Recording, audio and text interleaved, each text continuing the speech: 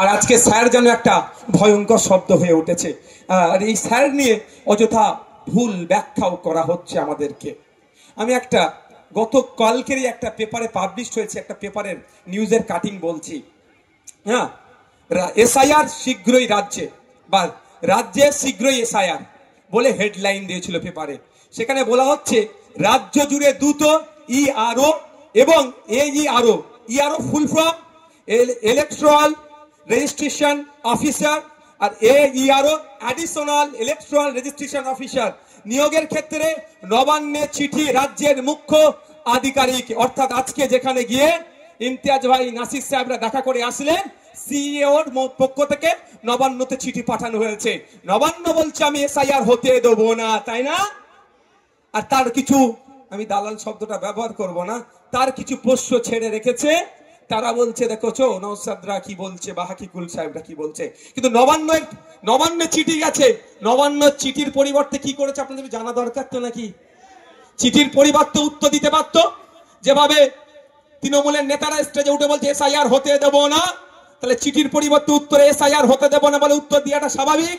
কিন্তু নবান্ন এই চিঠি পেয়ে তড়িঘড়ি চিফ সেক্রেটারি আমাদের ওয়েস্ট বেঙ্গলের মনোজ পান্ত স্যার সমস্ত ডিস্ট্রিক্টের ম্যাজিস্ট্রেট ডিএম সাথে ভার্চুয়াল মিটিং এ বসলো, ফিজিক্যালি নয়, তড়িঘড়ি।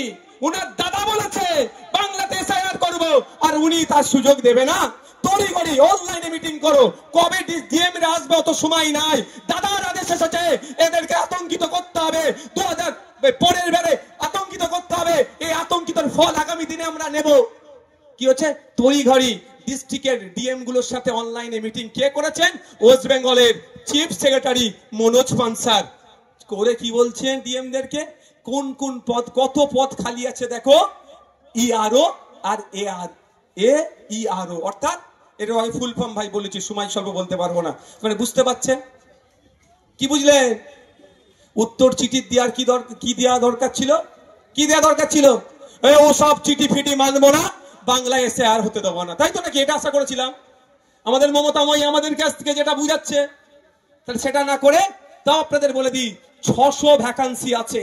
ইআরও এইআরও 600 ভ্যাকান্সি আছে, দ্রুততার সাথে ভ্যাকান্সি পূরণ করে দাদার অর্ডার, না হলে আমার ভাইপো আউসাদ, আমি অন্যজনে বলবো নি, হ্যাঁ সিবিআই তুলে নিতে পারে। যাক, সুতরাং এইগুলো ভোটার তো বলি হবে। যাক, আপনাদের বলছি এটা মাথায় ঠান্ডা করে রাখবেন, এটা বুঝবেন যে কি আমাদের সাথে চক্রান্ত চলছে। সাপ হয়ে কামড়াচ্ছে, ওজা হয়ে ঝাড়ছে। এরপর এরা ইতিপূর্বে বলেছিল 26,000 চাকরি বাতিল দেবে। কি plan A, plan B, plan C, plan D আছে, সব প্ল্যান আজকে গাদার ঘাড়ে চেপে বেরিয়ে চলে গেছে। আজকে চাকরিয়ারা যোগ্যরাও আজকে পথে বসে আছে। জায়গার অভাব, চাইন ভাই এগিয়ে এসেছে, মুসলমানকে জায়গা দিয়েছে মসজিদ করো। এটা আমাদের ইতিহাস তো নাকি? এটা তো আমাদের ঐতিহ্য। এটাকে নষ্ট করার এক প্রথম ধাপ হচ্ছে এটা যে কোনো মুসলিম ছাড়া অফ করতে পারবে না। তবে কোন মুসলিম হবে? লাস্ট 5 বছর প্র্যাকটিসিং ইসলাম হতে থাকতে হবে, না হলে পারবে না। এবার আপনারা বলুন যে প্র্যাকটিসিং ইসলামের ডেফিনিশনটা একবারের জন্য বলে দেয়নি, কি সংজ্ঞা হবে? শুধুমাত্র বলেছে প্র্যাকটিসিং ইসলামের বাইরে নয়। এবার বলুন প্র্যাকটিসিং ইসলাম কাকে? তো পড়েছে জুব্বা পড়বে সে, যার দাড়ি এত বড় হবে, এরকম কিছু বলা নেই। যে 5 ওয়াক্ত নয় 6 ওয়াক্ত তাহাজ্জুদের নামাজ পড়বে, সে প্র্যাকটিসিং ইসলামের মধ্যে থাকবে।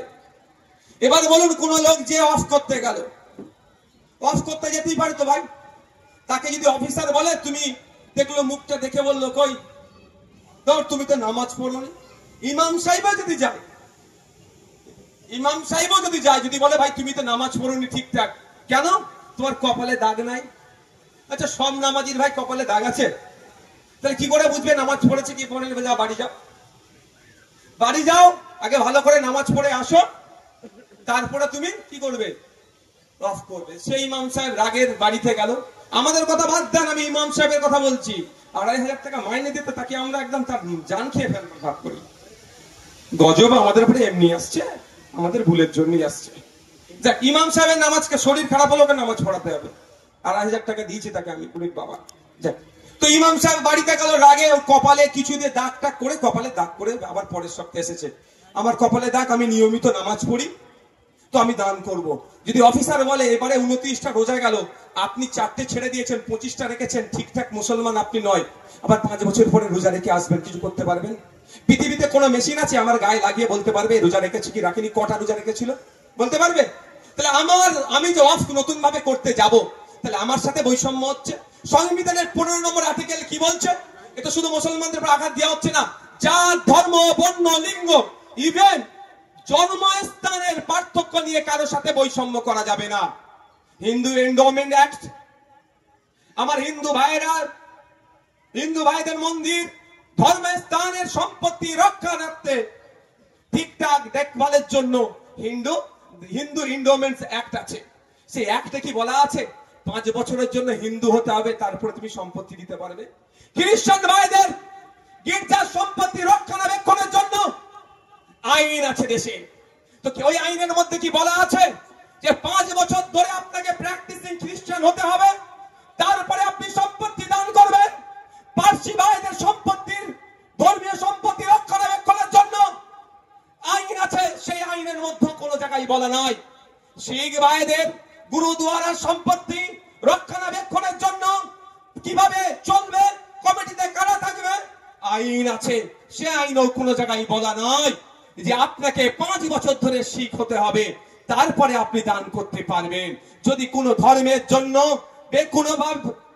শুধুমাত্র ইসলাম ধর্ম ছাড়া অন্য কোন ধর্মের বিষয় যদি এটা বলে থাকে, সংবিধানের 15 নম্বর আর্টিকেল অনুযায়ী মুসলমান ধর্মে যারা ইসলাম ধর্মের বিশ্বাসী তারা বৈষম্যের শিকার হচ্ছে। তাই আজকে আমরা এই ধর্মমঞ্চ থেকে দাঁড়িয়ে দেশের প্রধানমন্ত্রীকে বলতে চাই, আপনি হয়তো সংখ্যার জোর দেখিয়ে আপনি পার্লামেন্টের উভয় কক্ষ থেকে বিল পাস করিয়ে নিয়ে আইনে পরিণত করতে চাইলেও আমাদের দেশের সর্বোচ্চ বিচার ব্যবস্থা সুপ্রিম কোর্টে আমরা মামলা করেছি, আমরা আইনের মাধ্যমে আপনার ওই সংখ্যার ভারীকে আমরা পেনের খোঁচাই আমরা দুর্বল করব। সংবিধান দিনের শেষে জিন্দাবাদ হবে।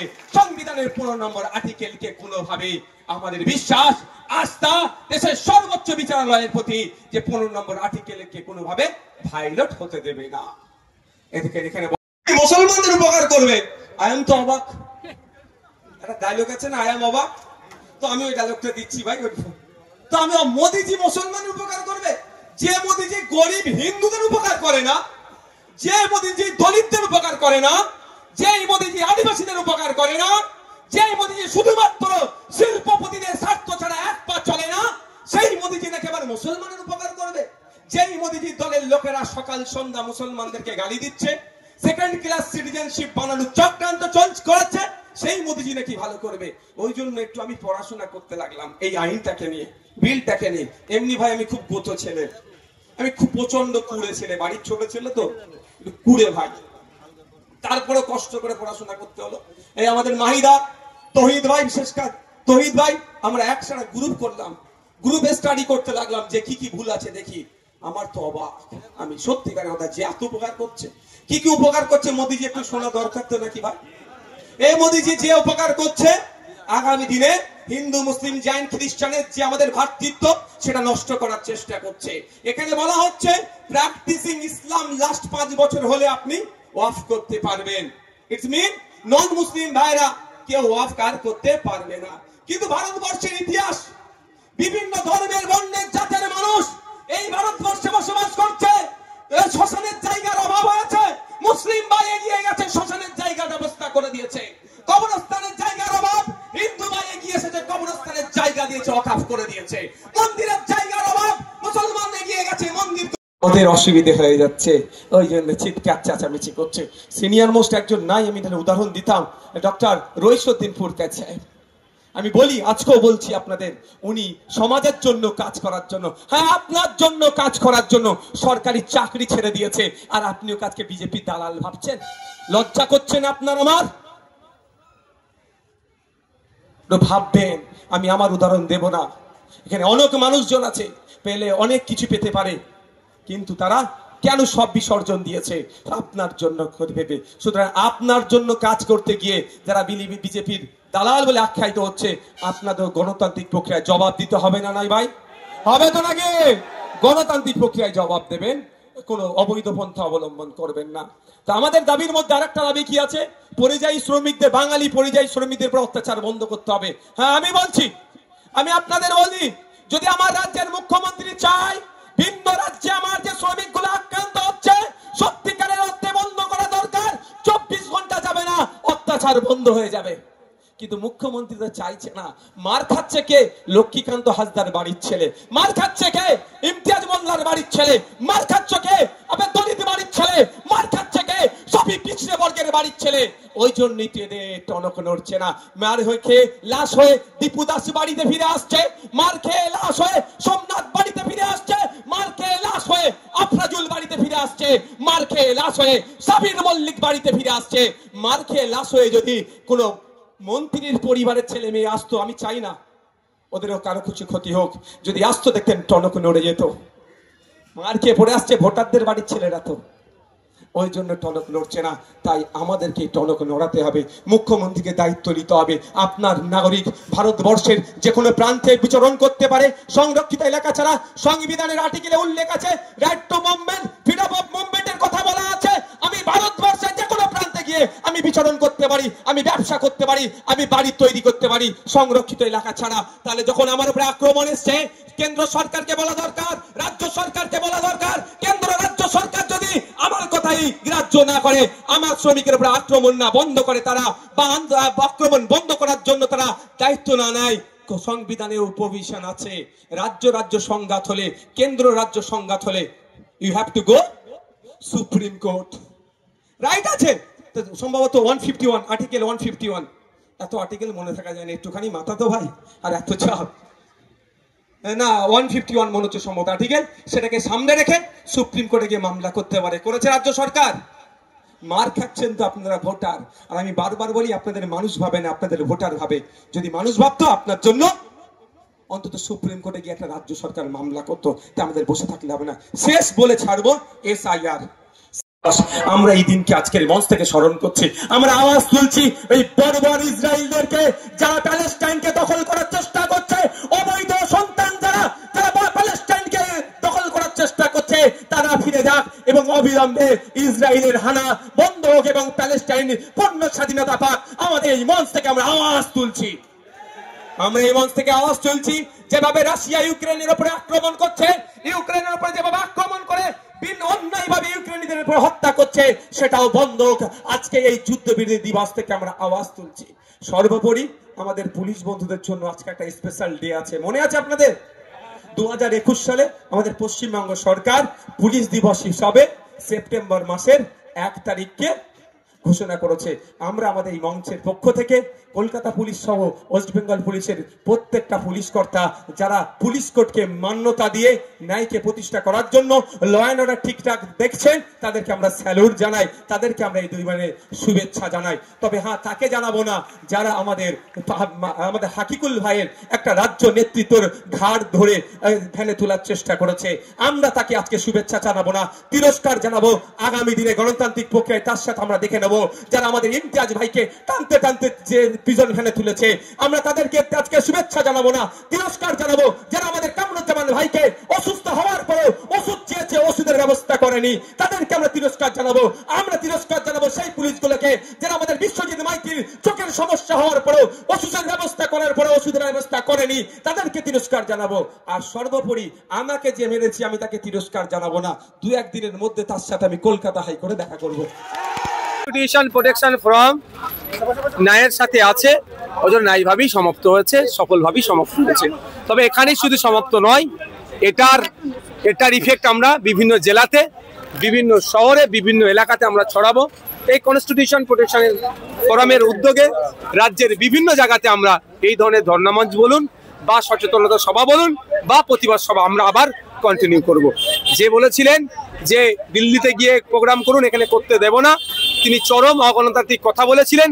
তার আমি অহংকার বলবো না বা আমরা জেদ ধরে তাকে আমরা পরাস্ত করেছি এটা বলবো না। তিনি সংবিধান বহির্ভূত কথা বলেছিলেন, আমরা সংবিধানের গণ্ডির মধ্যে থেকে তাকে উত্তর দিয়েছি। 3 দিন আপনারা ধর্ণা করলেন, এর পরবর্তী প্রস্তুতি কি রয়েছে? এতক্ষণ ওটা তো আমাদের ফোরাম বলতে পারবে কি আমরা করব। তবে একটা কথা বলি, এটাকে আমরা কন্টিনিউ করবো, এখানে না হলেও রাজ্যের বিভিন্ন জায়গায় এটা কন্টিনিউ হবে। দেখুন, বোকা বোকা কথা বললে সহ্য করতে পারবো না। আমি আজকে ডেটা দিলাম, মমতা ব্যানার্জি তো এসআইআর সমর্থন করছে। মমতা ব্যানার্জি তো তার চিফ সেক্রেটারিকে দিয়ে কি করাচ্ছে, সমস্ত ডিস্ট্রিক্ট ম্যাজিস্ট্রেটদের কাছে, ডিএমদের কাছে নির্দেশনা দিচ্ছে, অনলাইন ভার্চুয়াল মিটিং করে কি বলছেন, যেগুলো ইআরও ইলেকট্রাল মানে electoral registration officer, additional electoral registration officer নিয়োগের কথা বলছেন। তাহলে বলুন, আপনি সব গল্প শোনাতে পারুন। বারবার এই মঞ্চ থেকে বলা হচ্ছে যে আপনারা এই এসআইআর নিয়ে আতঙ্কিত হবেন না। তাই আতঙ্কিত হওয়া মানে আপনার মাথায় চাপ, আপনাকে লড়াই করতে হবে। দেখুন, একটা কথা বলি, একটা উদাহরণ দিচ্ছি। সাপে কামড়ে যারা মারা যায় তৎক্ষণিক, তারা বিষে কিন্তু মারা যায় না, তারা হার্ট অ্যাটাক করে। কেন? সাপ কামড়েছে মরে যাব, এই ইফেক্ট হয়ে যায়, হার্ট অ্যাটাক করে। তো সুতরাং সাপে কামড়ালে প্রায়, আমি যতটুকু মেডিকেল সায়েন্স, আমি সায়েন্সের ছাত্র নয়, প্রায় নাকি 60 থেকে 90 মিনিট মানুষ, 90 মিনিটের মধ্যে যদি ট্রিটমেন্ট করা হয় সে বেঁচে যেতে পারে। এক্সাক্ট আমার টাইমটা মনে পড়ছে না, কিন্তু সাপে কামড়ানোর সাথে সাথে অনেকে মারা যায়। কি করে? ওরা ব্রেনে বা হার্ট অ্যাটাক করে, স্ট্রোক করে, ভয় পেয়ে যায়, আতঙ্কিত হয়ে যায়, সাপ কামড়েছে মরে যাবো, তো মরে গেছে। তো আমাদেরকে এই এসআইআর নিয়ে আতঙ্কিত করা হচ্ছে। কদিন আগে দেখলেন না, এসআইআর আতঙ্কে একজন মারা গেছে। তো আর মানুষকে মারতে দেবো কেন? আমরা চোখ কান খুলে রাখবো, বৈধ ভোটারকে অবৈধ ঘোষণা করতে দেব না। যেভাবে 65 লাখ বৈধ ভোটারকে, 65 লাখের মধ্যে অনেক বৈধ ভোটারকে অবৈধ ঘোষণা করেছিল, সুপ্রিম চর খাওয়ার পরে ইসিআই ঘুরে বসে, ইসিআই তার জায়গায় এসে পৌঁছেছে। তো আমাদের রাজ্যে যদি এই ধরনের হয়, সুপ্রিম চর খাবে, আইনের দ্বারা যাবো, আমাদের ফোরাম ছুটবে, আইনে লড়াই। তবে একটু কথা বলে থাকি, 2002 সালে এই ধরনেরও হয়েছিল পশ্চিমবাংলাতে, 28 লক্ষ নাম বাদ গেছে। তখন চিৎকার চেঁচামেচি হয়নি, এখন হচ্ছে কেন? দুটো হতে পারে, একটা হচ্ছে এটাকে নিয়ে বেশি পলিটিক্স হচ্ছে, বা এখন এটাকে নিয়ে কিছু নতুন করে ইনক্লুড করার চেষ্টা করছে। আমরা পশ্চিমবাংলার নাগরিক, দেশের নাগরিক, আমাদের ভোটে মুখ্যমন্ত্রী প্রধানমন্ত্রী নির্বাচিত হয়েছে, আর আমাদেরকে অবৈধ ভোটার বলে দেবে, আমরা চুপ করে যাব? অত সহজ নাকি? সংবিধান আমাদের জন্য, আইন আমাদের জন্য। আমি একটা কথা শুধু বলবো, আতঙ্কিত আপনারা হবেন না। সবার শেষে কোন কোন দপ্তরে ডিপোজিশন দিয়েছেন আপনারা? আমরা আজকে 3টে দপ্তরে দিচ্ছি, আগামী দিনে অনেক দপ্তরে আমরা যাব। আপনার মাথায় রাখুন, অনেক জায়গায় আমরা যাব। বিসিডব্লিউ দপ্তরে, লেবার দপ্তরে, ইলেকশন কমিশনে আমরা দিয়েছি, কথা বলেছি। আমাদের নির্বাচন কমিশনে গিয়ে টেবিল ঠুকে কথা বলে এসেছে আমাদের ফোরাম। এই বলছে না যে নাকি সমর্থন করছে, সমর্থন অসমর্থনের প্রশ্ন আসছে না। আর্টিকেল 324 অনুযায়ী ইলেকশন কমিশনকে পাওয়ার দেওয়া হচ্ছে। আমি অনেক আগে বলেছিলাম, ওই এসআইআর কেউ আটকাতে পারবে না। তবে হ্যাঁ, পদ্ধতিগত ত্রুটি নিয়ে আমাদের প্রশ্ন করছি আর করব। আমি আবারও বলছি, এটা ভুল বোঝানো হচ্ছে। এসআইআর হতে দেবো না বললেও তৃণমূল কংগ্রেসের পক্ষ থেকে কিন্তু নবান্ন থেকে নির্দেশনা যাচ্ছে, এসআইআর করতে গেলে প্রাথমিক পর্যায়ে যে দুটো অফিসারের সব থেকে বেশি দরকার লাগবে বিভিন্ন জায়গায়, সেই দুটো অফিসারের 600 শূন্য পদ আছে, সেই 600 শূন্য পদ পূরণের জন্য তড়িঘড়ি করছে। আপনাকে আমাকে দিয়ে, কিছু ইউটিউবারকে দিয়ে, কিছু ভাড়াটের লোককে দিয়ে আমাদের সম্পর্কে মিথ্যাচার করছে। বরঞ্চ আমাদের এই ইয়াং ব্রিগেডরা, আমাদের এই ভাইরা প্রস্তুতি নিচ্ছি, যার নামের বানান ভুল, হ্যান ত্যান, যেগুলো যা সমস্যা আছে, আমরা যদি চেষ্টা করব এই ফোরামের পক্ষ থেকে ছোট ছোট ক্যাম্প করে সেগুলোকে সমাধান করার। 18,000 অযোগ্য যে নাম এসেছে তাদের থেকে অধিকাংশ তৃণমূল ঘনিষ্ঠ। কি বলবেন? বিজেপি নেতা নিদান দিলেন যে প্রতিটি হিন্দু পরিবারে আগ্নেয়াস্ত্র রাখতে হবে, কি বলবেন? এখন অ্যারেস্ট হয়েছে, পুলিশ এখন অ্যারেস্ট করেছে। কামরুজ্জামান ভাই শুধু একটু নেমেছিল রাস্তায় যে ওয়াকফ সম্পত্তি এইভাবে বিয়াত করা যাবে না, এসআইআর এর নামে নাগরিককে হয়রানি করা যাবে না, ফেক এসটি/এসসি সার্টিফিকেট প্রত্যাহার করতে হবে, ওবিসি নিয়ে জলঘোলা বন্ধ করতে হবে, ভিন রাজ্যে পরিযায়ী শ্রমিকদের উপর আক্রমণ বন্ধ করতে হবে। এই ন্যূনতম ডিমান্ড নিয়ে নেমেছিল, পুলিশ ধরে অ্যারেস্ট করে নিয়েছিল। যে ধারা সেকশন দিয়েছিল, আমি কলকাতা ব্যাংসাল কোর্টের আইলুর সদস্য যারা আছেন, আরো যারা নিরপেক্ষ আছে, তাদেরকে ধন্যবাদ জানাবো। শামীম আহমেদ স্যারকে ধন্যবাদ জানাবো, ফিরদাউস শামীমদা, গোপাদি সহ তাদের যে অ্যাসোসিয়েট আছে তাদের প্রত্যেককে ধন্যবাদ জানাবো। তারা আইনি লড়াই করে আমাদেরকে ছাড়িয়েছে। হয়তো যা ধারা দিয়েছিল এতক্ষণ আমরা জেলে পড়তাম। ভাবতে পেরেছেন, প্রকাশ্যে বলছে বাড়িতে আগ্নেয়াস্ত্র, আপনার কথা বলে যে অস্ত্র রাখার নিদান দিচ্ছে, তাদেরকে গ্রেফতার করছে না। আর যারা বলছে সংবিধান মেনে চলো, সংবিধানের আর্টিকেল মেনে চলো, তাদেরকে মুখ্যমন্ত্রী গ্রেফতার করছে। বুঝতে হবে তৃণমূল বিজেপির বাইনারি তৈরি করার চেষ্টা হচ্ছে। 1806 জন যে অযোগ্য চাকরি বাদ, আমি পলিটিক্যাল রিয়াকশন বললাম, রাজনীতিকে মেনে দেবো। আমি পলিটিক্যাল রিয়াকশন নিচে গিয়ে দেবো, বাকিটা আমি তো বললাম আমরা আলোচনা করে বলতে হবে। আমি সব বলতে পারি নাকি? আমি সর্বেশ শর্মা নাকি? এর কাস্ট সার্টিফিকেট আমাদের অনেক টিম আছে এর মধ্যে। মানে বলবেন যে আমাদের ডেপুটেশন দেওয়া হয়েছে, যদি না বন্ধ হয় আমরা প্রয়োজনে গিয়ে বিসিডব্লিউ দপ্তরের সামনে বসে পড়বো। সব হবে, একটু ধৈর্য ধরুন না, এই তো সবে শুরু, ধৈর্য ধরুন। কামরুজ্জামান সাহেবকে তেমন ভাবে না, কামরুজ্জামান সাহেব সম্পর্কে একটা ভুল ধারণা চলছে, এটা কেউ ভুল ধারণা করবেন না। আমি দায়িত্ব নিয়ে বলছি, কামরুজ্জামান সাহেবের সংখ্যালঘু যুব ফেডারেশনের প্রতিনিধি প্রথম দিনে ছিলেন, দ্বিতীয় দিনে ছিলেন, তৃতীয় দিন আজকেও ছিল। কামরুজ্জামান সাহেব তার প্রতিষ্ঠানের কাজের জন্য তিনি দিল্লি আছেন, নিয়মিত তিনি আমাদের সাথে যোগাযোগ করছেন, ভাই কতদূর কি হচ্ছে, ভাই দেখুন আমি আসতে পারছি না। তিনি শারীরিকভাবে ফিজিক্যালি এখানে প্রেজেন্ট না থাকলেও তিনি কিন্তু মেন্টালি এখানে আছেন, তিনি আমাদের সাথে আছেন। তার সম্পর্কে যদি কেউ মিথ্যাচার করে আমি বলবো সেটা চরম অন্যায় করছেন। তিনি আমাদের ফোরামের একটা অন্যতম গুরুত্বপূর্ণ সদস্য, আমিও যেমন একজন সদস্য, তিনিও একজন সদস্য, তিনি আমাদের বাইরের কেউ নয়। বিশেষ কাজে তিনি দিল্লিতে এই মুহূর্তে তার প্রতিষ্ঠানের কাজে আছে, এটাকে আমরা কনসিডার করছি। যে পুলিশ আপনাদের উপর আক্রমণ করেছে বললাম তোরে ভাই বক্তব্যে আপনাদেরকে, জানি লড়াই করবো আমি। Thank you. ওয়াকফ বোর্ড পরিচালনার দায়িত্ব যখন ওমর ওয়াজ সাহেবরা আসবে, ওয়াকফ বোর্ডের পরিচালনার দায়িত্বে যখন আমাদের জালাল সাহেবরা আসবে, ওয়াকফ বোর্ডের পরিচালনার দায়িত্ব আমাদের যখন সাদিকরা আসবে, ওয়াকফ বোর্ড পরিচালনার দায়িত্ব যখন আমাদের বাজিদ ভাইরা আসবে, তখন আমরা ইমানদারের সাথে চালাবো, 1 টাকা এদিক ওদিক হতে দেব না। কিন্তু এখন ওয়াকফ বোর্ডে কিছু একদম অর্ধেক চোরের দল বসে আছে। তো ওয়াকফ বোর্ডের ওয়াকফে আওলাদ যে সম্পত্তিগুলো আছে তার প্রতি বছরে রেভিনিউ এসে হিসাবে 7% ওয়াকফ বোর্ডে জমা হয়।